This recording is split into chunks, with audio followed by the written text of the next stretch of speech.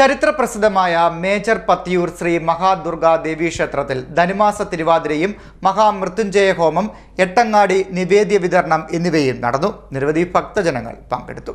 ചരിത്രപ്രസിദ്ധമായ മേജർ പത്തിയൂർ ശ്രീ മഹാദുർഗാദേവി ക്ഷേത്രത്തിൽ ധനുമാസ തിരുവാതിര, മഹാമൃത്യുഞ്ജയ ഹോമം, എട്ടങ്ങാടി നിവേദ്യ വിതരണം എന്നിവ നടന്നു. ക്ഷേത്രോപദേശ സമിതി, കരകമ്മിറ്റികൾ, ക്ഷേത്ര ജീവനക്കാർ എന്നിവരുടെ നേതൃത്വത്തിലാണ് ചടങ്ങുകൾ നടന്നത്. രാവിലെ 9 മണിക്ക് മഹാമൃത്യുഞ്ജയ ഹോമം നടന്നു. വൈകിട്ട് 6 മണി മുതൽ ക്ഷേത്രാങ്കണത്തിൽ ധനുമാസ തിരുവാതിരയ്ക്ക് തുടക്കമായി. 5ഓളം ടീമുകൾ പരമ്പരാഗത രീതിയിൽ തിരുവാതിര അവതരിപ്പിച്ചു.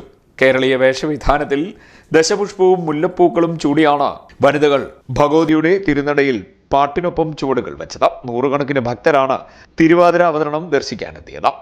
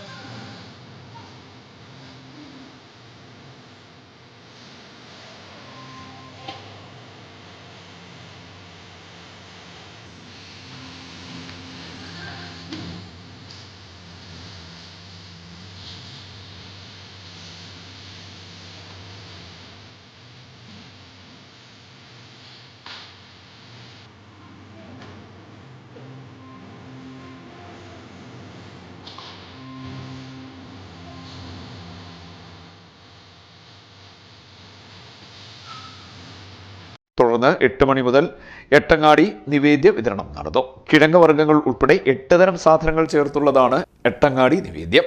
പ്രധാനമായും ചേന, ചേമ്പ്, കാച്ചിൽ, ചെറുകിഴങ്ങ്, കൂർക്ക, ഏത്തക്കായ, വൻപയർ, ശർക്കര എന്നിവയാണ് ഇതിൽ ചേർക്കുന്നത്. ഭക്തരും വിഭവങ്ങൾ എത്തിച്ചിരുന്നു. നിവേദ്യത്തിനൊപ്പം ധനുമാസ പുഴുക്കും കഞ്ഞിയും കടുമാങ്ങയും ഭക്തർക്ക് നൽകി. ആയിരങ്ങളാണ് ചടങ്ങിൽ പങ്കെടുത്തത്. CDNet news, Kayamkulam.